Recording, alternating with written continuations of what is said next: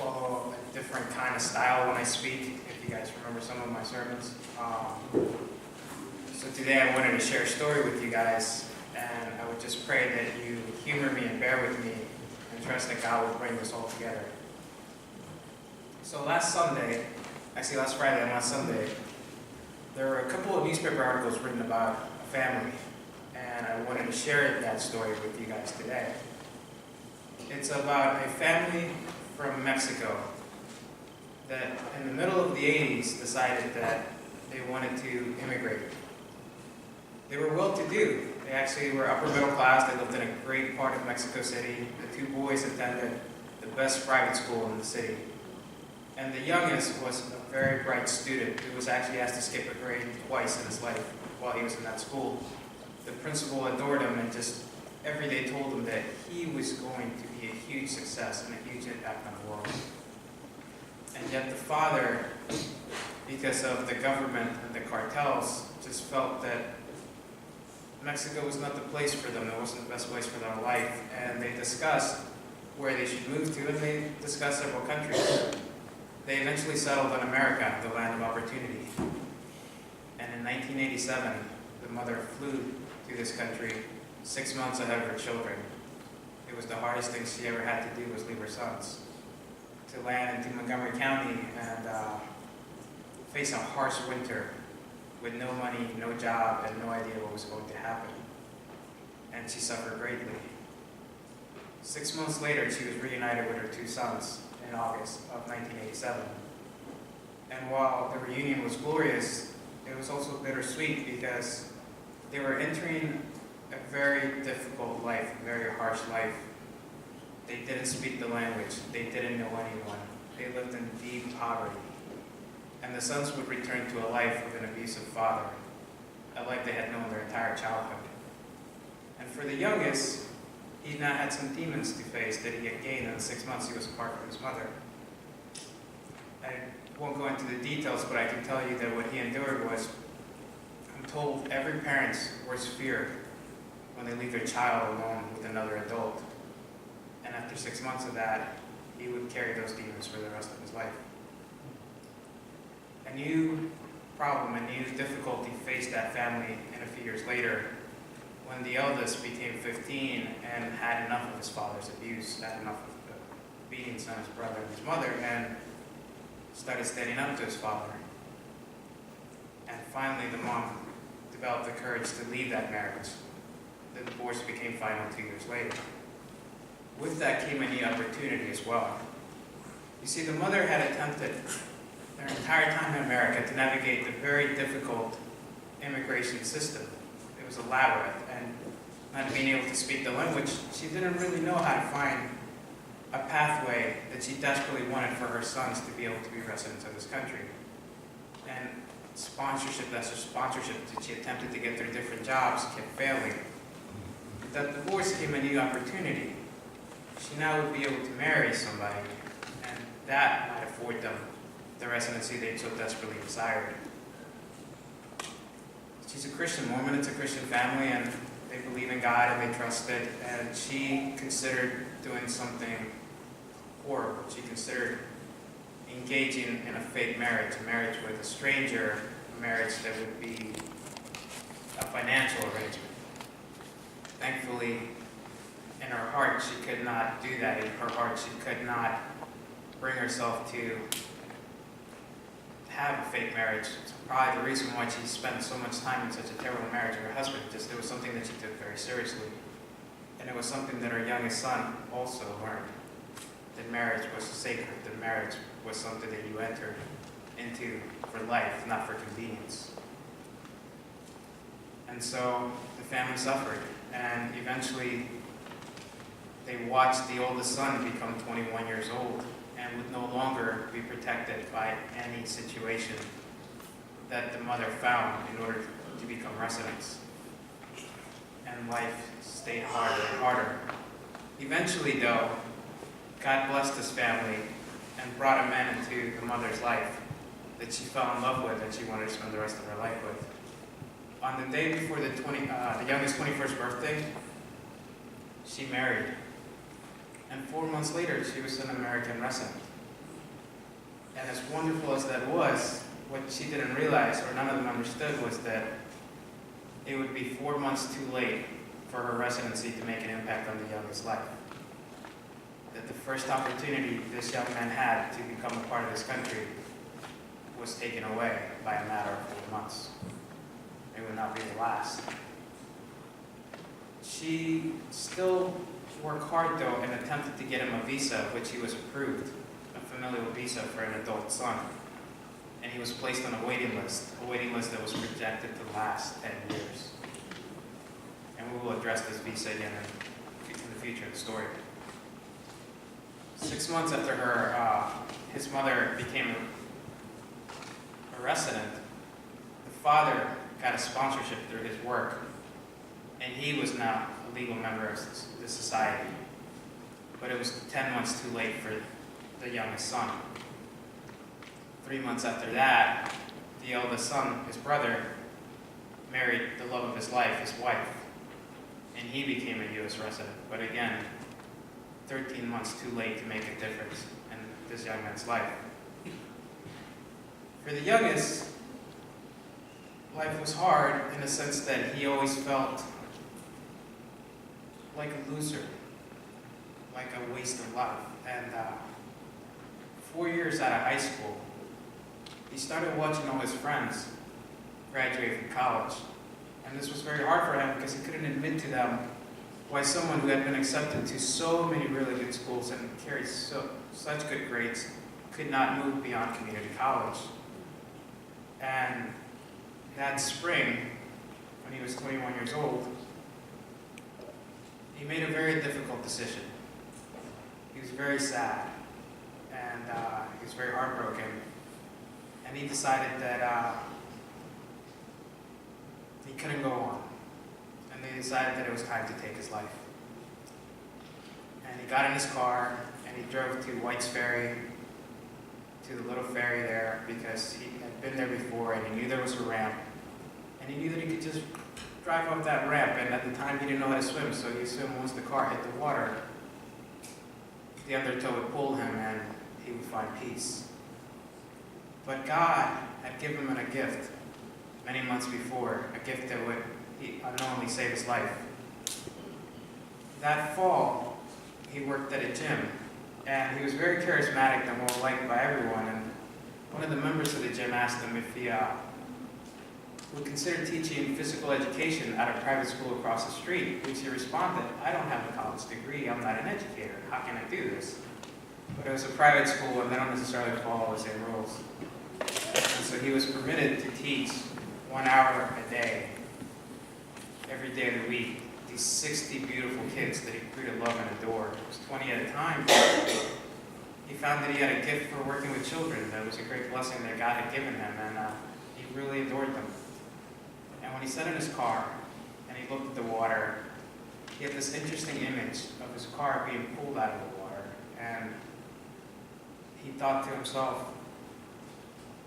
what are the parents going to tell these kids? That they would call the guy coach. They would call him coach.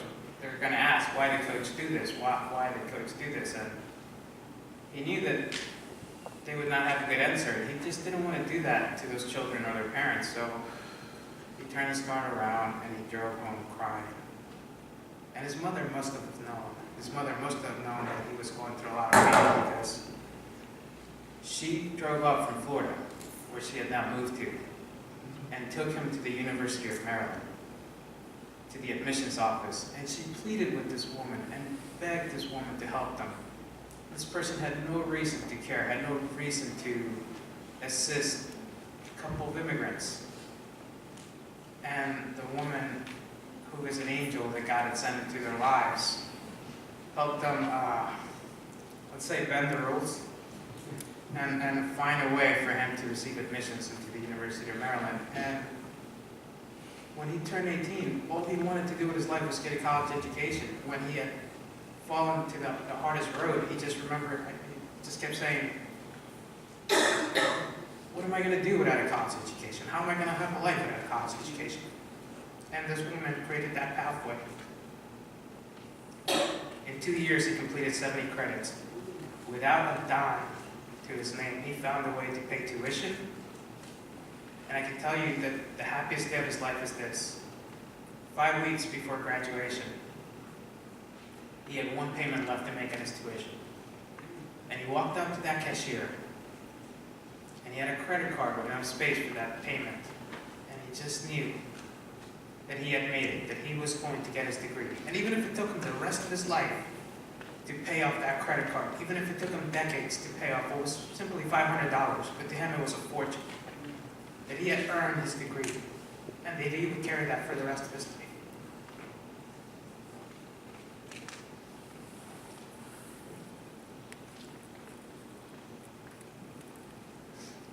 After graduation, he started working, and he did the best he could. He just kept working hard.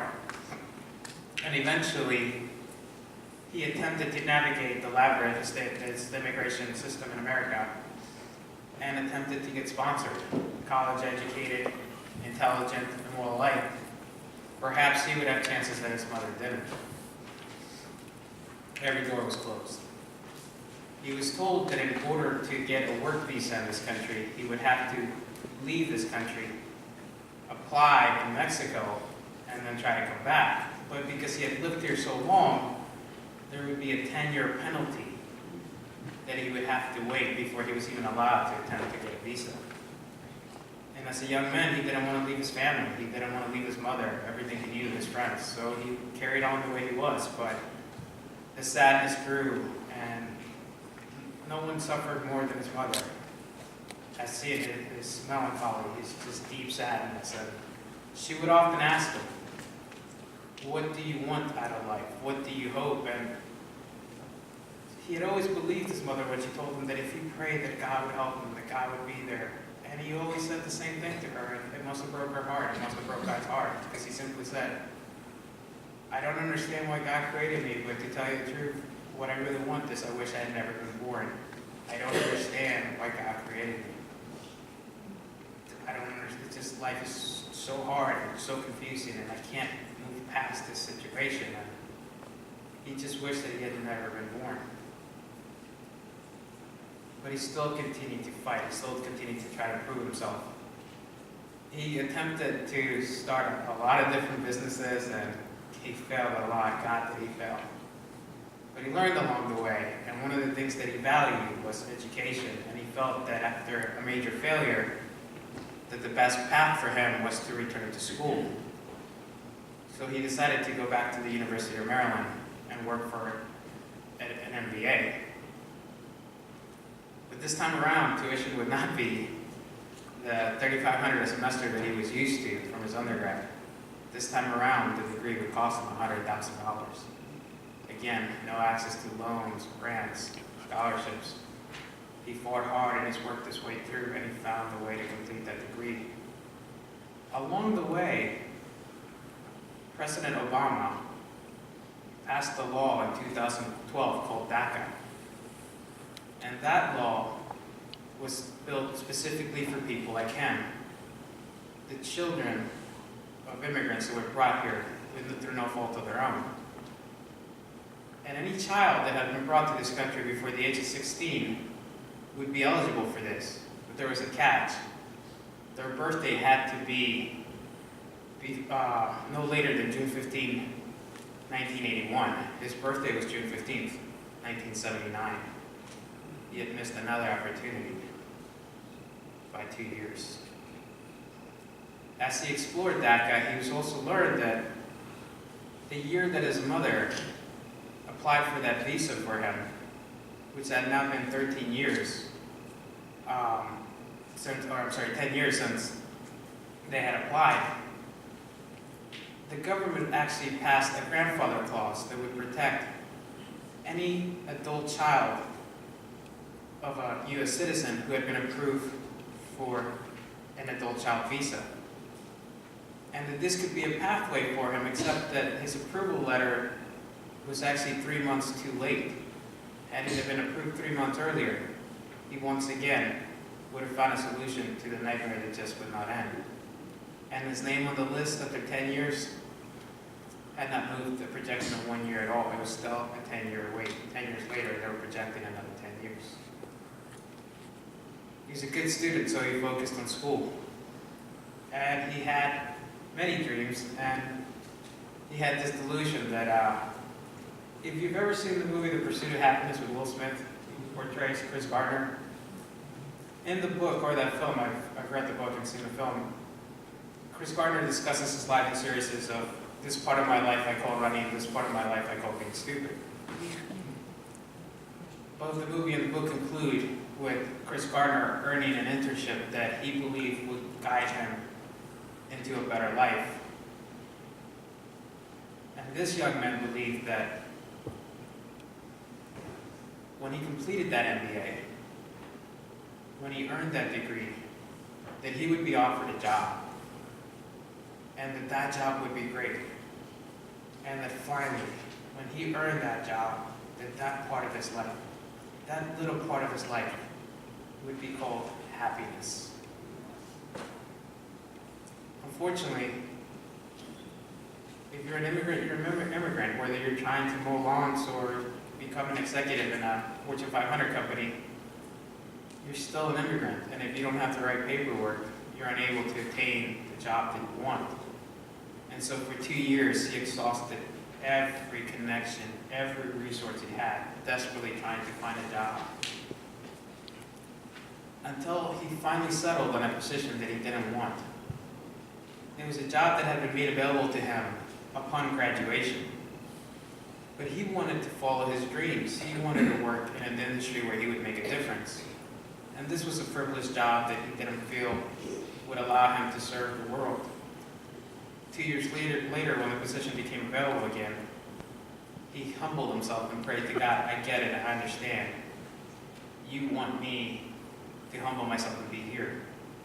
And he accepted that position.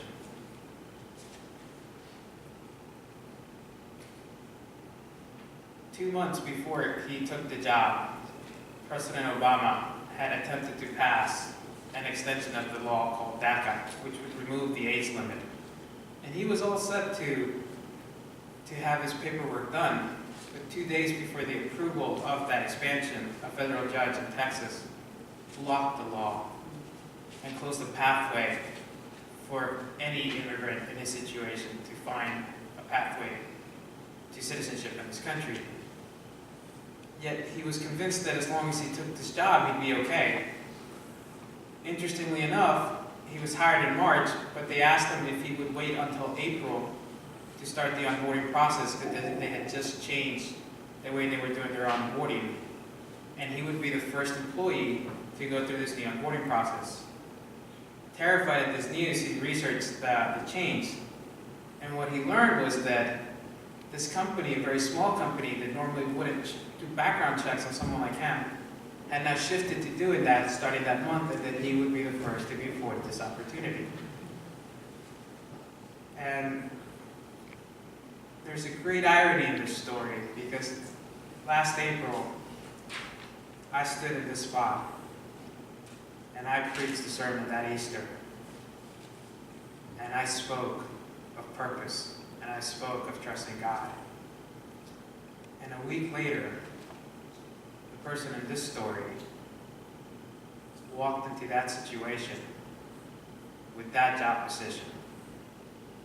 And when he lost the job for his residency status, he lost all hope. And while I was speaking of hope, this person had once again decided for the second time in his life, this time at a sheer exhaustion, that there was no point in continuing. He decided to end his life for the second time in his life. And the reason I say it's an irony is because the story that I've been telling you about this young man, about this family, it's my story. This is my life. When I accepted that job and I heard about the onboarding process, I pulled into that parking lot with all my paperwork in the high that I had from my sermon that Easter. It was so well taken, and I just sort of felt like God was with me. And I knew that if I believed hard enough, that all the promises my mother made me were true, and that God could work miracles. And I prayed for a miracle, and I believed that it would happen. And And I remember praying this exact prayer. God, you don't want me to have the career I want? You don't want me to be a preacher, a pastor? I don't understand, but fine, I will accept it. God, you don't want me to get married? You don't want me to find love? I don't get that, because my whole life I wanted to love another person with all my heart and just be there for them. But if that is your will, I will accept it. And if you don't want me to have children, I will understand that too. It doesn't make sense to me because I'm so good with kids, but if that's your will, I will accept it. Just give me this job, God. Please give me this job. And I promise you, I will come here for the next 30 years and I will hide in this place. I will keep my mouth shut. I will bother no one. I will make no one aware of anything. I will just hide here. And I walked into that onboarding process and I knew that God was going to provide me a miracle. And within 5 minutes of the onboarding process, I was red flagged. And I couldn't help but chuckle because there was no drama to it. Even the thing that I didn't want was taken from me. And when I got in my car, I contacted my brother. And my brother simply said this: I know you don't want to hear this, but it's time to bite the bullet. It's time to pay someone. It's time to have an arranged marriage. It's time to work the system. You need to let this go. And for me, what most people would consider my biggest strength has cost me my most amount of pain, because I have always believed in being a man of honor. I have always believed in being a man of character. And I refused my entire life to cheat the system. I refused. I knew that it was more important for me to marry for love, to find the right person, to stand up for my morals and my values. And everyone that knew my situation was begging me to break all that. And I reacted in the strangest of ways. Instead of agreeing with them, I went home and I did something called a decision tree, which is what MBAs do to make difficult choices. And what my decision tree told me, that the most logical step, the most logical thing to do was to end my life, because I was a sunk cost, I was not providing value to society, and it was just time to go. And I was exhausted, and I just didn't need to continue. And I wrote a letter that was published in the Huffington Post last Friday. And the letter was to the people I respect, my mentors, people I love, people I trust. People who, for the past 2 years, have been pulling their hairs trying to figure out why I can't move forward in my life. They looked so disappointed in me every time they spoke to me and tried to figure out why I couldn't get a job. Most of them, if not all of them, are conservative Republicans. And I was so certain that the day I told them that I was an undocumented immigrant, they would